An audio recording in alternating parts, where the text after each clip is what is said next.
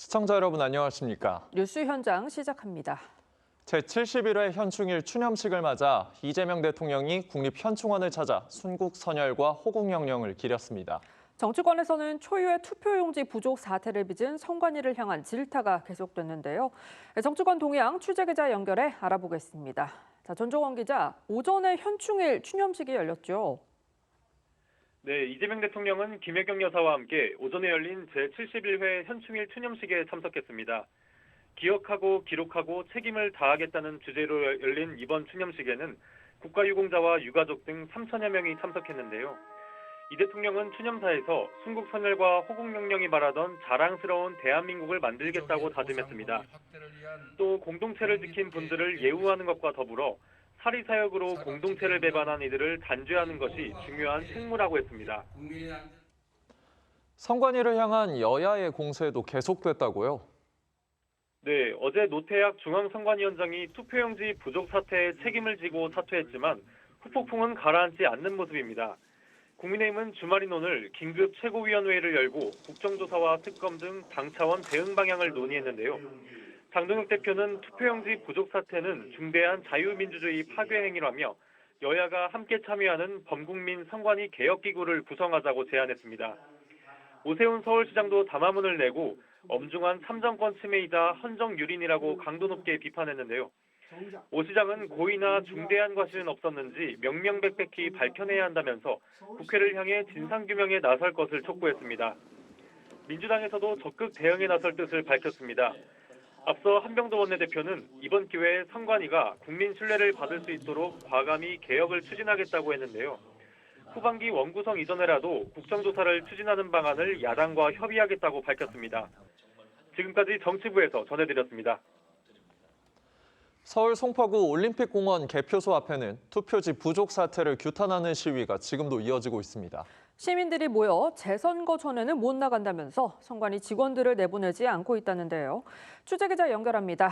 주원진 기자, 선관위 직원들 지금도 갇혀 있습니까? 네, 개표소가 있는 올림픽공원 핸드볼 경기장은 총 8개의 출입구가 있는데요. 재선거를 주장하는 시민들이 모두 봉쇄를 하고 선관위 직원들이 나오는 것을 막고 있습니다. 이들은 차단봉과 야외 식탁, 심지어 차량까지 동원해 입구를 막고 창문에도 테이프 등을 붙여놓은 상태입니다. 시민들은 어젯밤 6천 명 넘게 모이기도 했는데요. 오늘도 시간이 지남에 따라 숫자가 늘어나는 모양새입니다. 이들은 선관위 해체 등 구호를 계속 외치고 있는데 이번 지방선거에서 투표지 부족 사태로 국민의 기본권인 참정권을 침해당했다며 재선거만이 유일한 해결책이라고 주장 중입니다. 황교안 자유와혁신 대표, 유튜버 전환기 씨 등도 현장을 찾아갔습니다.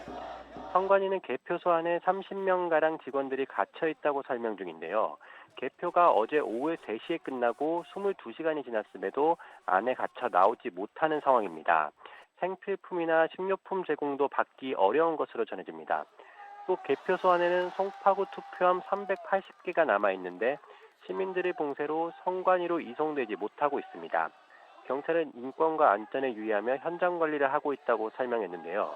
현장에 400명 정도를 배치해 만일의 사태를 대비 중입니다. 지금까지 사회부에서 전해드렸습니다. 주말을 달구는 정치권 쟁점들 하나하나 짚어봅니다. 성치훈 민주당 부대변인, 송국건 정치평론가 나오셨습니다. 안녕하세요. 안녕하십니까? 6.3 지방선거에서 사상 초유의 투표용지 부족 사태가 벌어진 이후 후폭풍이 커지고 있습니다. 어제 중앙선거관리위원회에서 대국민 사과와 함께 관련 입장을 밝혔는데요. 먼저 듣고 오시죠. 여러 투표소에서 동시다발적으로 이제 상황이 발생하였고, 저희 위원회 전임 직원이 많지 않은 상황에서 개표가 연이어 이어지기 때문에 여러 가지 상황 때문에 좀 저희가 대처가 늦어졌던 것 같습니다. 투표용지 인쇄 매수 산정 기준과 절차를 전반적으로 재검토하여 재발 방지 대책을 수립하도록 하겠습니다. 선관위 투표용지 부족 투표소가 당초 서울 14곳이라고 했지만 이틀 만에 전국 총 50곳으로 정정했습니다.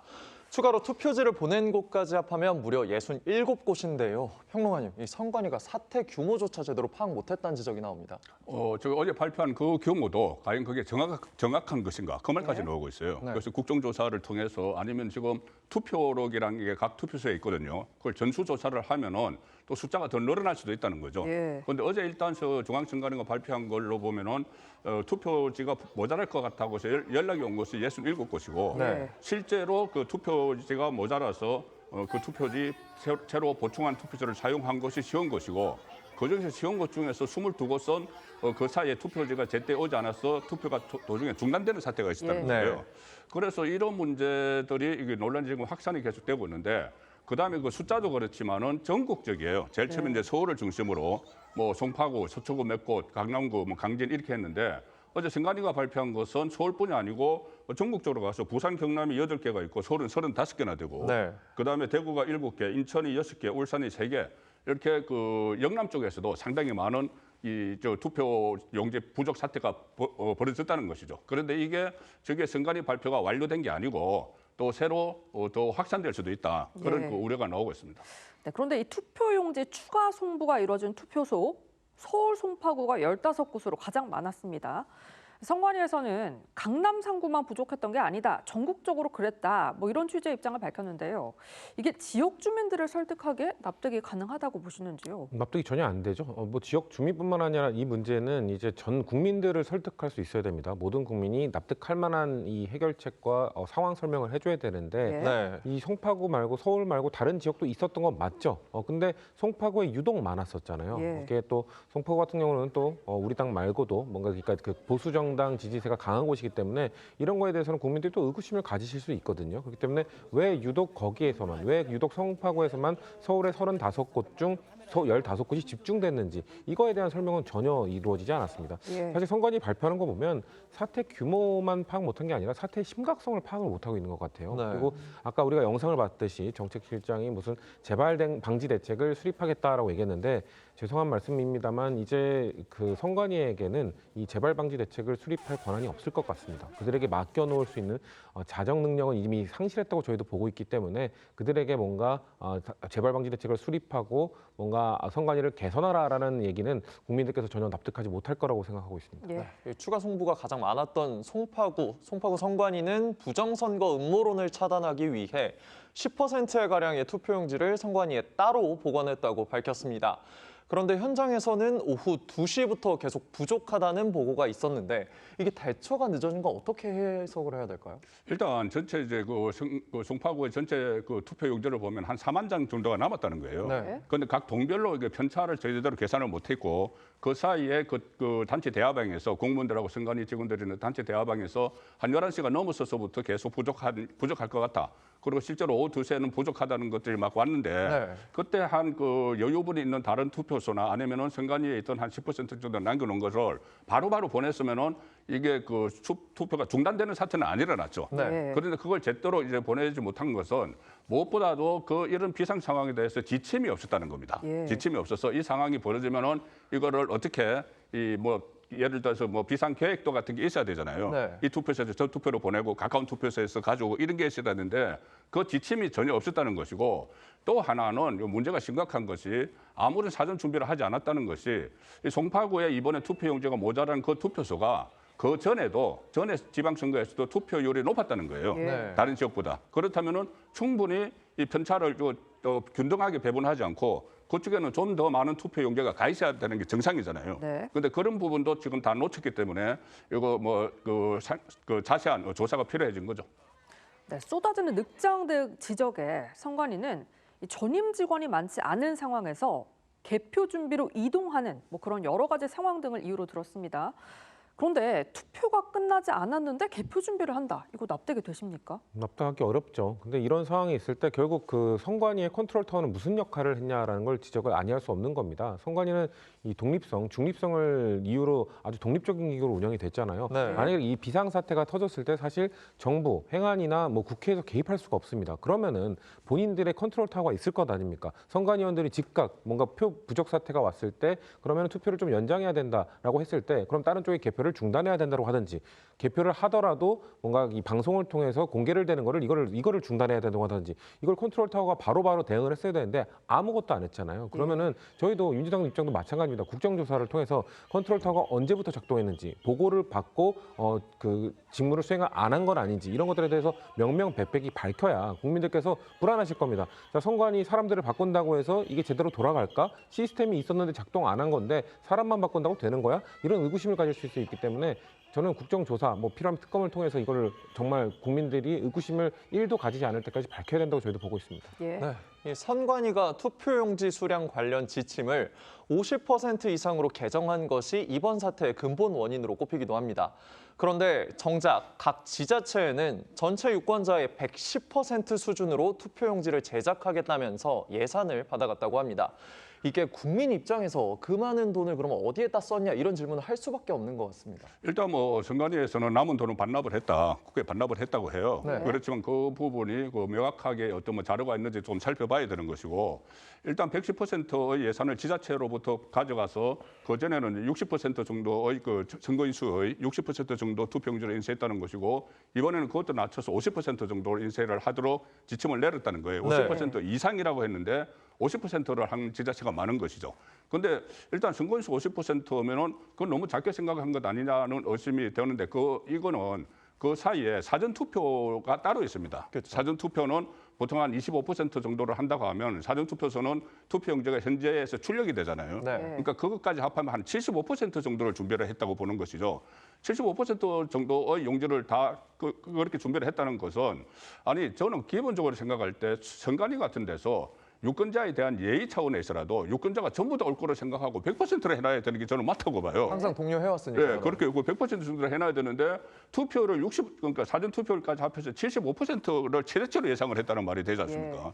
그런데 가령 예를 들어서 이번에 대구에 새로 편입된 군의군 같은 데는 투표율이 79%가 나왔어요. 네. 그렇다면은 그런 곳에서는 오히려 이렇게 크게 대란이 일어났다고 아직 알려지지 않는데 어떻게 이거 송파구에서만 이런 일이 일어났을까? 그리고 그 남은 예산을 전부 다 국고에 기속을 했다는데 그 부분도 아마 좀 살펴봐야 될 대목인 것 같습니다. 네, 이렇게 논란이 일파만파 번지자 노태학 중앙선거관리위원장은 이 투표용지 부족 사태 이틀 만에 이 책임을 지겠다며 사의를 표명했습니다. 노 선관위원장의 기자회견 발언 먼저 듣고 오겠습니다. 참정권이라는 국민의 소중한 권리를 침해하는 있어서는 안 될 일이 발생한 것에 대해서는 변명의 여지가 없습니다. 국회 차원의 국정조사 등 이번 사태에 관한 선거관리위원회의 책임을 확인하는 모든 절차에 성실하게 임하고 이후 그 결과에 따라 책임져야 할 일이 있다면 결코 회피하지 않을 것입니다. 네, 같은 날 허철훈 선관위 사무총장도 동반 사퇴의 뜻을 밝혔습니다. 이렇게 선관위원장과 사무총장이 같은 날 동반 사퇴를 한 건 4년 만인데 이 책임자 사퇴만으로 이번 사태가 좀 정리가 될 수 있을까요?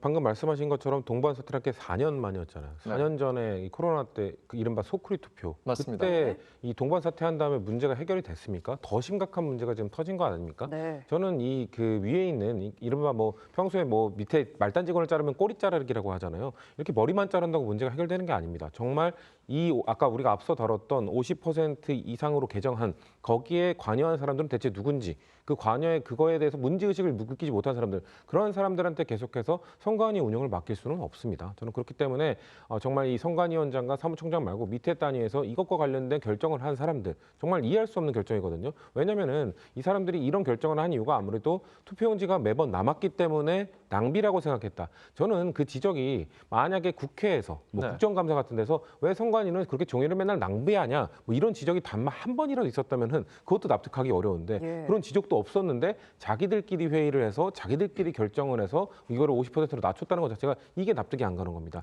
저는 아무리 생각해도 제 개인 의견입니다만 본인들이 아마 남은 용지를 처리할 때 그냥 이렇게 파쇄를 한다든가 버릴 수 없을 겁니다. 선거 투표용지이기 때문에. 네. 그렇기 때문에 그것과 관련돼서 아마 절차가 있었을 텐데 그게 귀찮으니까 그 일하는 게 힘드니까 그거를 줄이기 위해서 남는 투표용지를 줄이기 위해서 이렇게 한 것이 아닌가. 본인들이 아까 저는 평론가님께서 말씀하신 것처럼 100%를 투표율 100%를 위해 노력해야 하는 단체가 오히려 본인들의 일을 줄이기 위해서 투표용지를 적게 찍었다는 것 자체가 이건 정말 납득할 수가 없거든요. 그렇기 때문에 이 사무총장과 선관위원장 사태로 끝나는 게 절대 아니라 정말 실무단위까지 대체 누가 이런 말도 안 되는 결정을 하는데 참여했고 아무 목소리도 내지 않았는지를 명명백백히 밝혀야 된다고 다시 한번 말씀드립니다. 예, 이와 함께 노태학 위원장 외부 전문가가 참여하는 진상규명위원회 구성도 약속을 했습니다.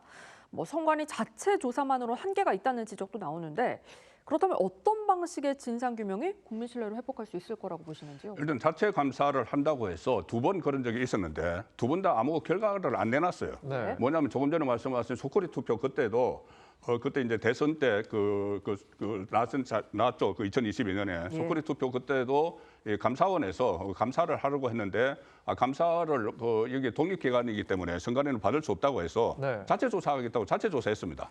그다음에 2023년에 또 선관위 그 고위 간부들의 자녀들을 특혜 채용한 이 일이 있었잖아요. 네. 그때도 선관위가 그 감사원이 나서려고 했는데 그 헌재에 이렇게 그 권한쟁의 심판까지 하면서 그것을 무산시키고 선관위가 자체 조사를 한다고 했어요. 그런데 자체 조사에서 아무 결론도 안 나왔습니다. 자체 조사 결과를 비공개를 하기로 했습니다. 그때. 예. 네. 그렇기 때문에 이번에 또 그때도 외부 전문가들을 투입을 해서 자체 조사를 한다고 했거든요. 네. 이번에 똑같이 세 번째 똑같이 이야기를 하는 거예요. 외부 전문가 투입을 하겠다. 그러면 객관성이 담보가 되듯이 이야기를 하는데 앞서 2번 2022년, 2023년에 아무런 결과를 내놓지 못했기 때문에 자체 외부 전문가가 들어가더라도 자체 검사 조사에 맡기면 절대 안 된다. 이것은 그래서 국정조사나 특검이 필요하다는데 설득력을 얻고 있는 것이죠. 네.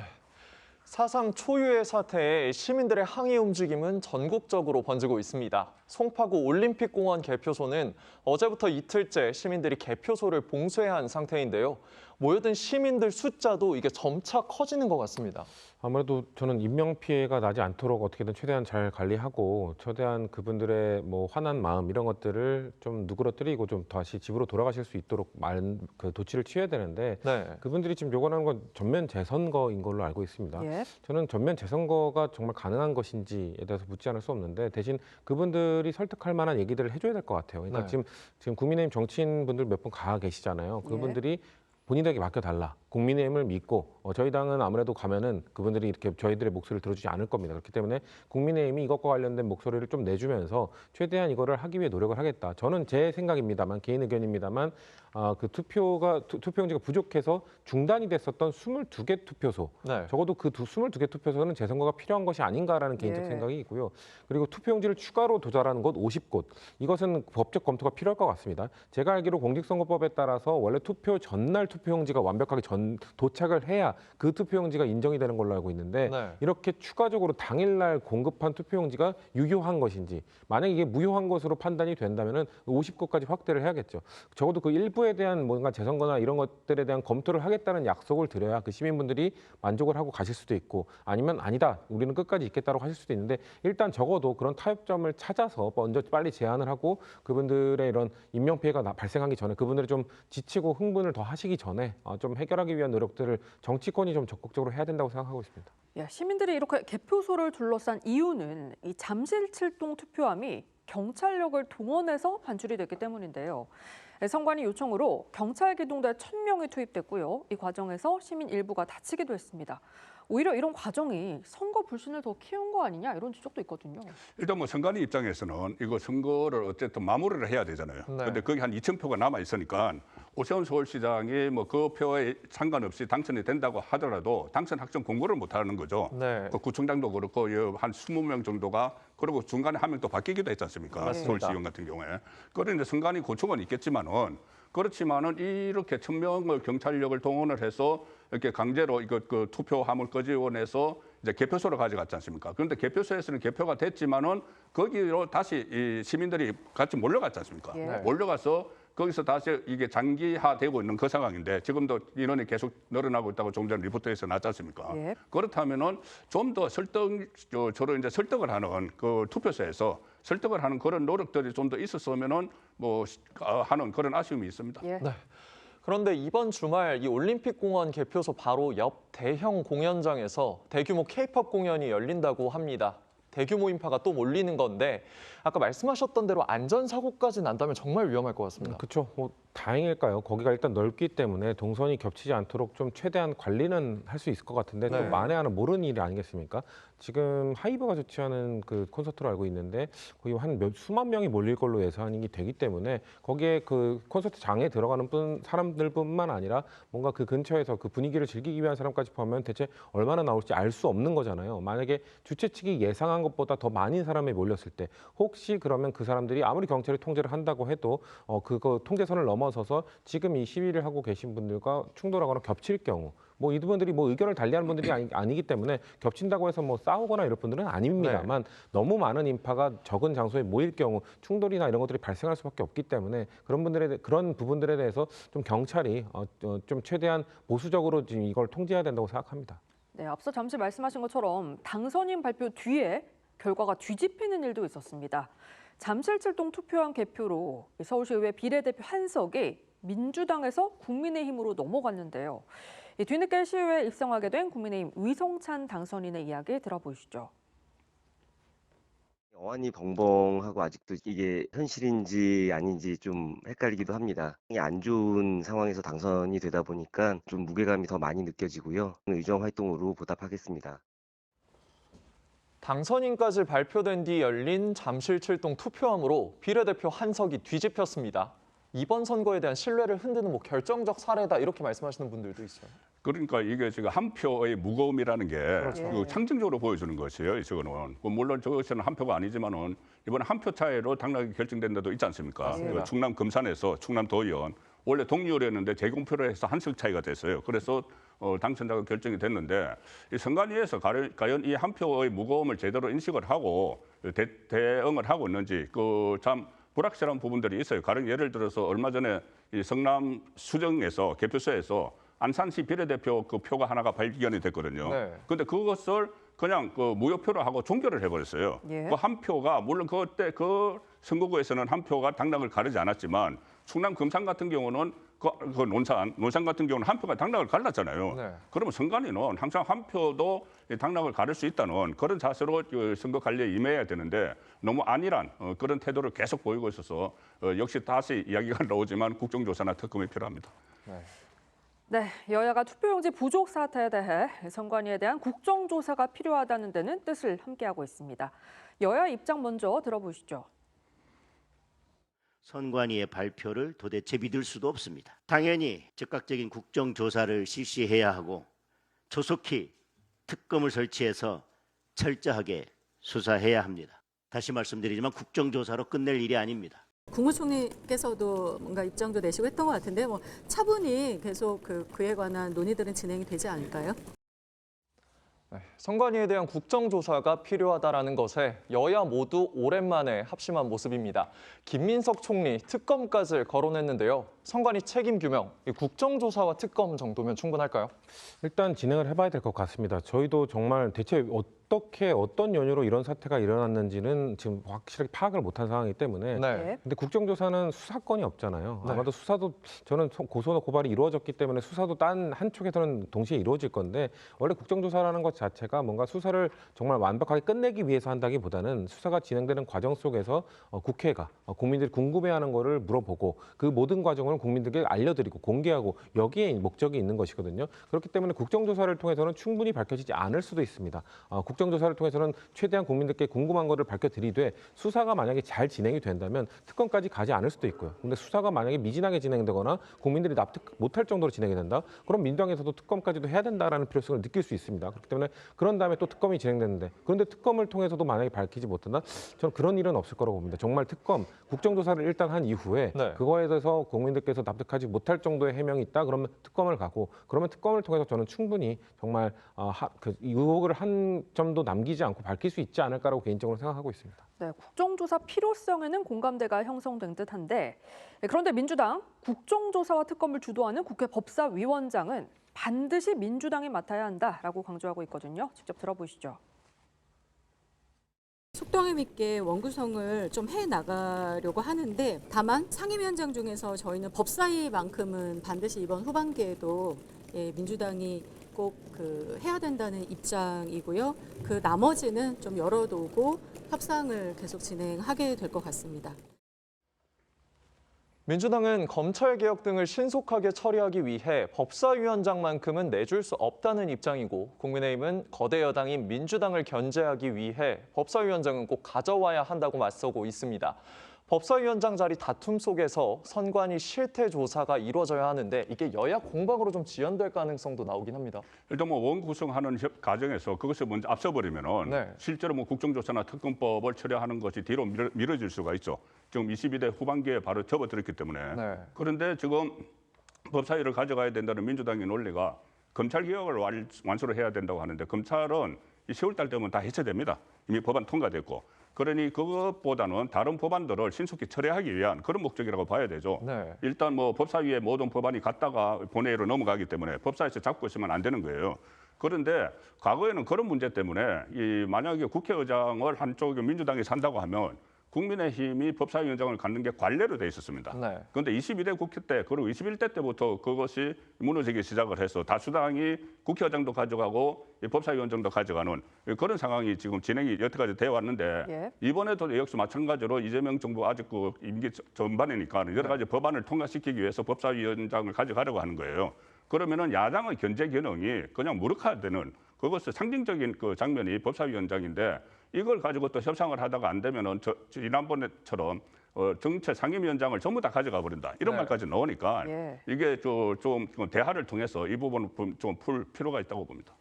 대화를 통해서 풀었으면 좋겠는데 지금 여야가 보여왔던 행태를 본다면 대화가 참 어려울 걸로 저는 예상이 됩니다. 예. 일단 검찰개혁은 아직 완성이 되지 않았고요. 네. 보안수사권과 관련된 법 정비도 필요합니다.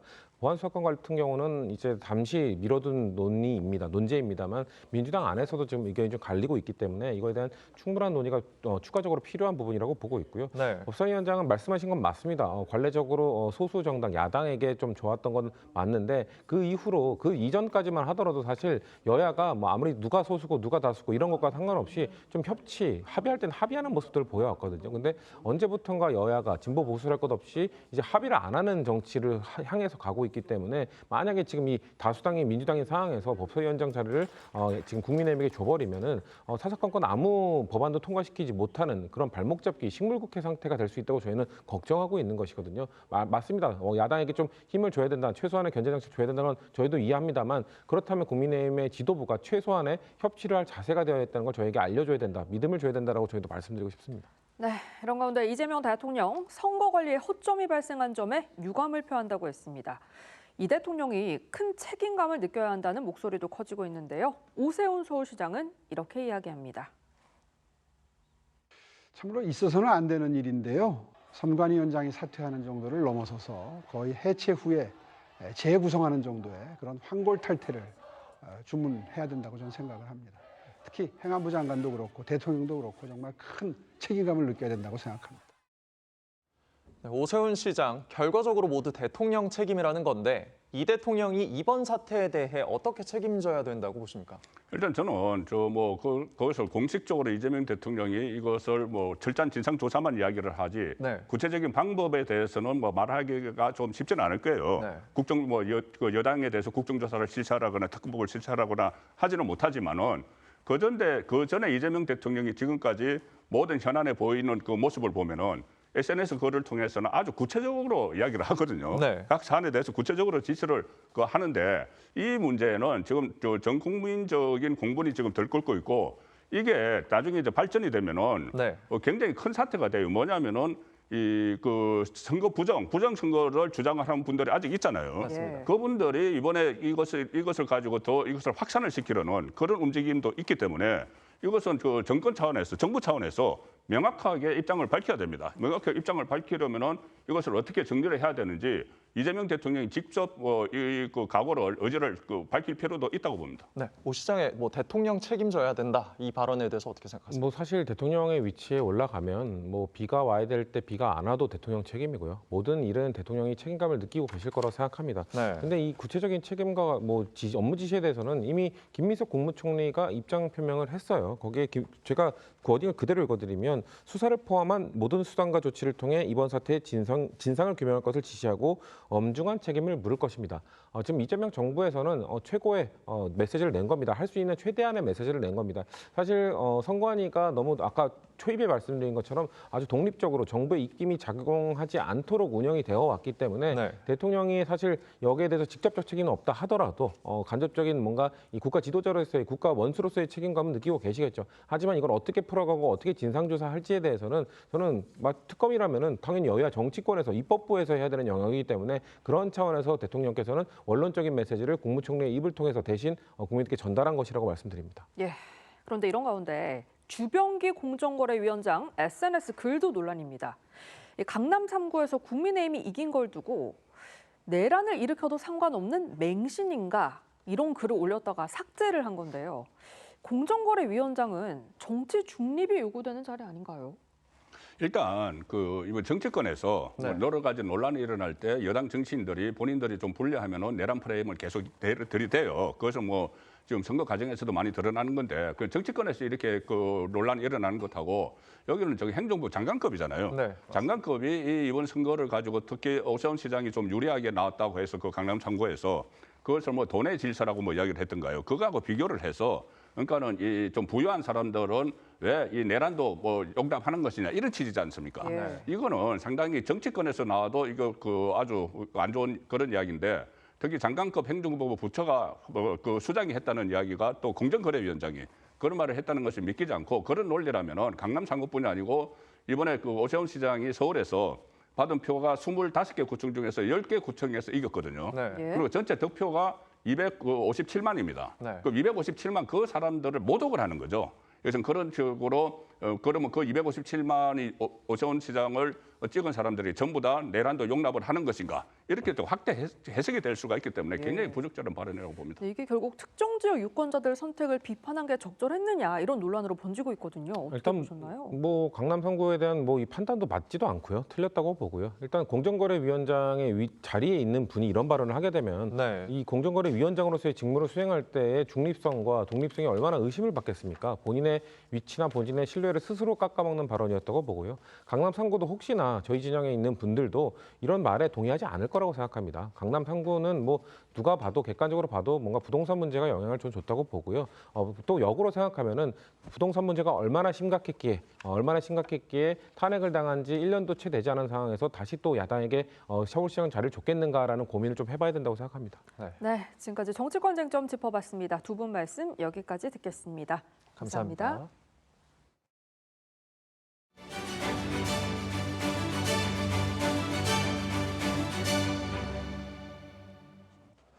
칠 7개월 만에 다시 한국을 찾은 엔비디아의 최고 경영자 젠슨 황이 주요 기업 총수들과 한국식 회식을 제대로 즐겼습니다.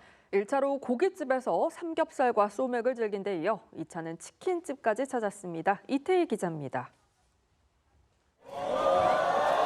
홍대 거리를 가득 채운 인파에 손을 흔들며 등장한 젠슨 황. 최태원 SK그룹 회장, 구광모 LG그룹 회장 등 먼저 도착해 있던 기업 총수들과 마주 앉아 맥주로 목을 적시고는 고깃쌈까지 싸먹으며 본격적으로 식사를 즐깁니다. 식당에 있던 어린아이들과 사진을 찍어준 젠슨 황은 식사 도중 총수들과 함께 나와 시민들에게 과자를 나눠주고 사인을 해주며 분위기를 띄웠습니다. 과자 이름은 SK 하이닉스가 유통업계와 함께 만든 HBM7이었습니다.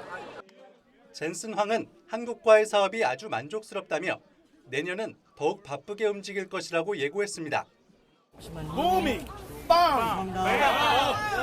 This year we had one product. Next year we have 4 new products. So we are going to be very, very busy. 고깃집 식사를 마친 후엔 당초 노래방으로 가려던 계획 대신 인근 치킨집에서 치맥 회동을 이어갔습니다. 5시간에 걸쳐 이어진 저녁 회동에선 올해 초 열렸던 CES 행사와 게임 등 다양한 주제가 오간 것으로 알려졌습니다. 젠슨 황은 앞서 한국의 환경이 로봇 산업의 최적이라면서 피지컬 AI 분야 협력에 속도를 낼 것이라고 예고한 바 있습니다. There's excellent AI expertise, robotics expertise, and because Korea is a manufacturing center of the world, the fusion of all of that technology is perfect for robotics. 젠슨 황은 저녁 회동에 앞서 홍대의 대형 PC방에서 유명 게이머 페이커를 비롯해 게임 팬들과 만나기도 했습니다. 젠슨 황은 오늘 예능 프로그램에 출연한 뒤 내일은 잠실 야구장에서 열리는 두산과 키움전에 앞서 시구를 합니다. TV조선 이태희입니다. 자, 지금부터는 화제를 모으는 뜨거운 이슈들 짚어봅니다. 임주혜 변호사, 안진용, 문화일보 문화부 기자 나오셨습니다. 안녕하세요. 안녕하세요. 자, 어제 홍대에서는 아주 보기 드문 광경이 펼쳐졌습니다. 엔비디아 젠슨 황 CEO, 최태원 SK 회장, 구광모 LG 회장, 이혜진 네이버 의장이 삼겹살의 소주, 이른바 삼소 회동을 가졌는데요. 홍대에서 불금을 보내는 모습 직접 보시죠.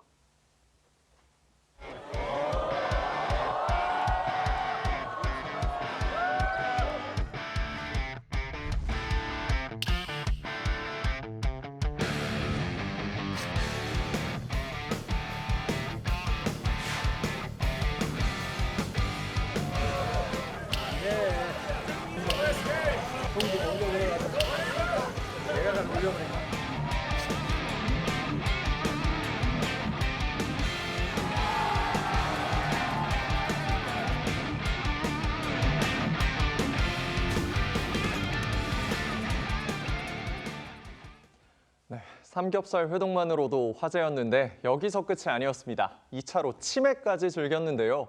노래방에 가는 것 아니냐는 이야기가 나오기도 했는데 이 젠슨 황의 K치킨 사랑에 어쩔 수 없이 발길을 돌렸다고요? 네, 실제로 2차 노래방 방문 일정이 있었습니다. 네. 이 홍대 근처에 유명한 대형 노래방이 있는데 여기를 다 대관해 놓고 기다리고 있었다는 거죠. 예. 하지만 K치킨이 그립다라는 앞서 얘기가 있었던 것처럼 2차는 근처에 있었던 치킨집으로 향했습니다. 왜 그런지 놓고 봤을 때는 결과적으로 단순히 재벌들과 만나서 식사하는 게 아니라 이번 회담 자체가 굉장히 상징적으로 특히 친대중적인 행보라는 걸 알 수 있습니다. 왜냐하면 2차에서 이 B사의 유명한 메뉴 황금 올리브 치킨을 먹으면서 중간에 치킨을 들고 나와서 앞에 있던 이들에게 나눠주는 모습까지 보여줬거든요. 네. 전반적인 상황을 보면은요, 오자마자 맨 처음 만난 거는 여러 총수들이 아니라 유명한 이 프로게이머죠. 페이커였습니다. 네. 그리고 PC방에 가기도 했었죠. 그리고 또 왜 홍대를 갔을 생각을 해보면은요, 단순히 굉장히 대기업의 CEO로서 온 게 아니라 나는 한국을 사랑한다. 한국에 굉장히 친한 이미지를 심어주는 측면에서 여러 가지 행보를 보인 것으로 보입니다. 네, 그런데 어제 젠슨 황 CEO가 AI 얘기만 한 게 아니었습니다. 소맥 제조법도 전수를 받고 외국인들에겐 다소 낯선 깻잎 쌈에도 도전을 했는데요.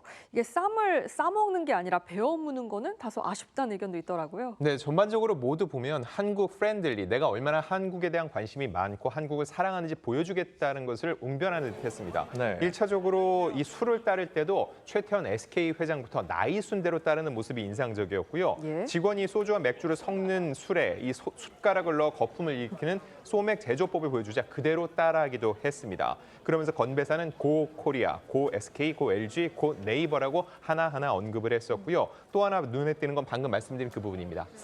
쌈 역시 한국 K푸드의 대표적인 또 하나라고 볼 수 있는데 네. 중요한 거 깻잎이 사실 대한민국 외에서는 많이 먹지 않습니다. 그 특유의 향 때문에 피하는 외국인들이 많다는 거죠. 네. 그런데 그걸 직접 만들어서 쌈을 먹는다. 그거 자체가 나는 한국 문화를 수용할 자세가 돼 있다라는 얘기라 볼 수 있는데 근데 하나 말씀드린 것처럼 쌈은 원래 싸서 한 입에 쏙 넣는 게 묘미죠. 근데 이걸 베어 무는 것 때문에 그 부분이 조금은 아쉽다는 너스레까지 나오게 된 겁니다. 네. 네, 이 글로벌 기업 총수들이 한 자리에 모였는데 사실 또 하나의 관전 포인트, 누가 고기를 구울지 정말 궁금했거든요. 이 나이가 제일 어린 구광모 LG 회장이 막내 역할을 톡톡히 했다면서요? 집게와 가위는요, 구광모 LG 회장에게 돌아갔습니다. 네. 한국의 정서를 고려하면 당연한 결과였다고 보여져요. 구광모 회장이 이들 중에서 가장 나이가 어립니다. 네. 1978년생 구광모 회장이 막내를 자처하면서요, 냅킨도 자리에 딱딱 깔아두고 이제 수저를 건네는 모습까지 우리가 회식 자리 생각해보면 보통 막내가 하는 역할들을 톡톡히 했다라고 보여집니다.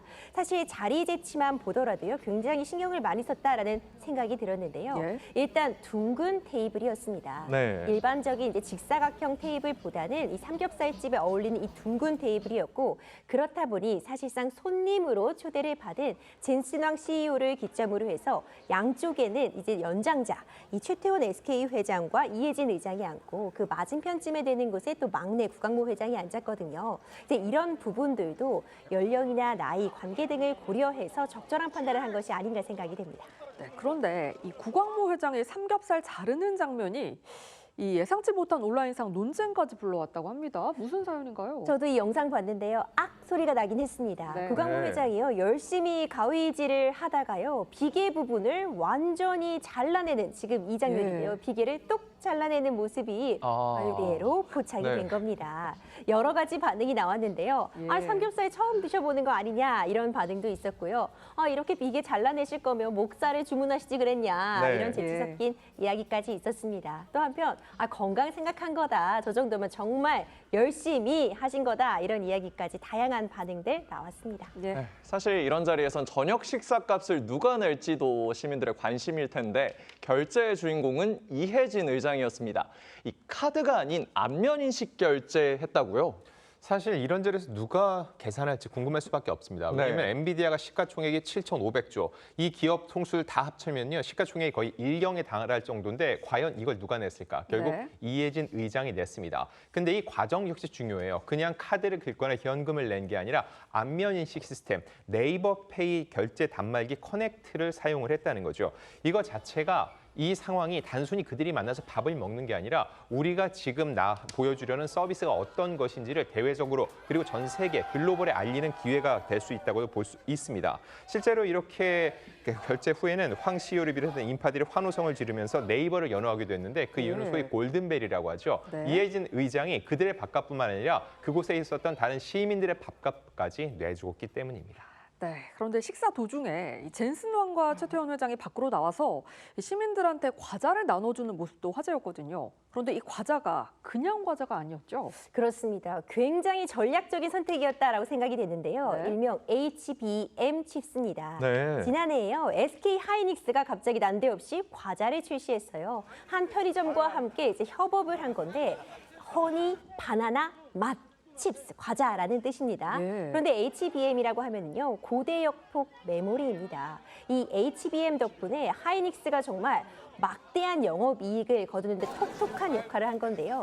이 시민들에게 이 HBM 칩스, 실제로 그 칩 모양이 이 고대역폭 메모리 모양과도 유사합니다. 이 네모난 모양의 칩 과자를 나눠주면서 자연스럽게 하이닉스와 엔비디아의 끈끈한 관계, 그리고 하이닉스의 이 제품을 홍보하게 됐고요. 과자 더 달라고 하면 more chips라고 하잖아요. 이 젠슨 황 CEO가 우린 아직도 너희의 메모리 더 필요하다라는 부분을 같이 언급을 하면서 굉장히 톡톡한 광고 효과를 누렸습니다. 네, 젠슨 황 CEO의 이번 방한이 단순한 친목 모임에 그치진 않습니다. 직접 한국에 큰 선물 4가지를 가져왔다고 밝혔는데요. 직접 들어보시죠. Enjoy some Korea culture, K-pop. Maybe watch a K-drama. K-drama always makes me want to cry. Korea was the origins of esports, and you invented spectator sports for esports. Korea has been very close to my heart and very important to NVIDIA for a very long time. I brought a lot of business for Korea. No, I have some surprises. 자, 젠슨 황 4가지 선물로 한국이 아주 바빠질 거다라고 했거든요. 어떤 선물들일까요? 어느 정도 예측이 됐어요. 실제로 SK 최태원 회장과 젠슨 황은요, 불과 몇 개월 사이에 6번이나 만났습니다. 그만큼 친목도 친목이지만 나눌 이야기 많다는 거였는데요. 구체적으로 이번에 언급이 됐습니다. 새로운 신제품 출시를 앞두고 있는 엔비디아가 결국 한국의 도움이 필요하다, 한국과 협업할 것이다 밝힌 건데요. 이 4가지 제품군은요, AI 가속기, 이 베라 루빈, 그리고 이 베라를 운용하게 하는 CPU, 첫 AI 노트북을 또 출시하게 되는데 그 RTS 스파크라고 하는 노트북 출시, 마지막으로 피지컬 AI 슈퍼컴퓨터 제슨 토르입니다. 그러니까 엔비디아가 앞으로 주력할 상품은 이 4가지다라는 것을 공포함과 동시에 이 4가지 제품을 출시하기 위해서는 한국의 메모리, 필요하다라는 걸 함께 언급하면서요.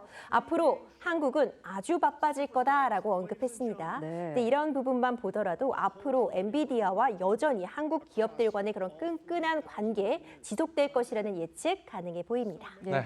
이번 방한 기간 젠슨 황 CEO의 스케줄도 거의 연예인과 비슷한 것 같습니다. 오늘은 예능 프로그램 녹화에 이어서 내일은 프로야구 시구까지 한다고요? 네, 오늘은 방송인 유재석 씨가 진행하는 그 유명 토크쇼 예능에 참여를 하고요. 내일은 시구까지 하게 되는데 이 과정을 보면은 얼마나 치밀하게 이 작전을 짰는지 알 수 있습니다. 일단 이 시구 같은 경우는 두산 베어즈 경기거든요. 이번에 두산과도 사업적 연관성을 갖고 미팅을 진행을 하죠. 관련돼서 두산 베어즈 시구를 택한 것으로 보이고요. 이날 또 끝난 후에는 그 다음에는 NC 소프트 김택진 의장을 만나게 됩니다. 처음 들어왔을 때 엔비디아의 시작은 게임이었다. 게임을 강조했었는데 NC 소프트와 만난다는 건 역시 그와 연관성을 갖는다고 볼 수 있습니다. 이 와중에도 본인의 트레이드마크인 검정 가죽 재킷을 착용하는 모습으로 또 눈길을 끌기도 했는데요. 이 와중에 또 오늘 아침부터 9시부터 일찍부터 움직였거든요. 취재진의 질문에는요. 빨리 가야 한다고 서둘러 타는 모습이었습니다. 그만큼 한국의 방한 기간 내에 굉장히 전략적으로 촘촘히 전략을 짜고 움직인다는 것을 알 수 있었습니다. 네, 지금까지 화제 이슈들 짚어봤습니다. 두 분 말씀 여기까지 듣겠습니다. 감사합니다. 우크라이나가 러시아 푸틴 대통령의 고향 상트페테르부르크에 대규모 드론 공격을 퍼부었습니다.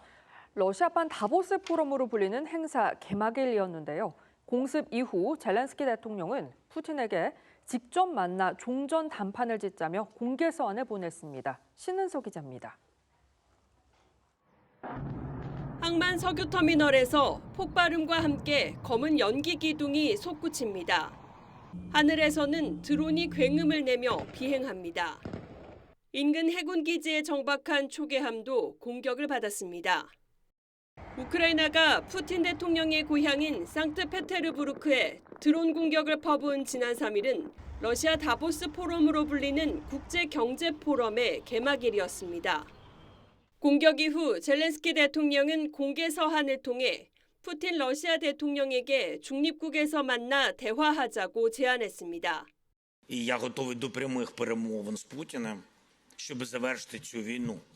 종전 협상 기간 휴전할 준비도 돼 있다고 했습니다. 미국도 환영의 뜻을 밝혔습니다. But I think it would be great if they met. They should get it done. 하지만 푸틴 러시아 대통령은 사실상 거절했습니다. И это письмо, о котором вы сейчас сказали, оно действительно с элементами хамства. That you are not going to meet the author of the letter. пока не вижу смысла. 푸틴은 러시아군에 계속 힘내라며 군사작전을 이어가겠다는 뜻을 분명히 했습니다. TV조선 신은석입니다. 현충일이자 주말인 오늘 전국이 대체로 맑아 나들이 가기 무난하겠습니다. 서울의 낮 기온 29도로 30도 안팎까지 올라 덥겠습니다. 내일은 하늘이 흐려지겠고 오전부터 남부지방과 제주 지역에 5에서 20mm의 비가 내리겠습니다. 맑은 날씨 속 햇볕도 강하게 내리쬐고 있습니다. 전국 대부분 지역에서는 자외선 지수 높음에서 매우 높음 수준까지 지속겠습니다.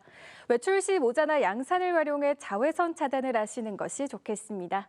대부분 지역 오존 농도도 나쁨 수준을 보여 장시간 야외 활동은 피해 주셔야겠습니다.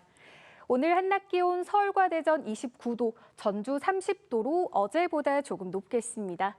당분간 평년 수준의 초여름 날씨로 큰 더위는 없겠습니다. 날씨였습니다. 6월 6일 토요일 뉴스 현장은 여기까지입니다. 함께해 주신 여러분 고맙습니다.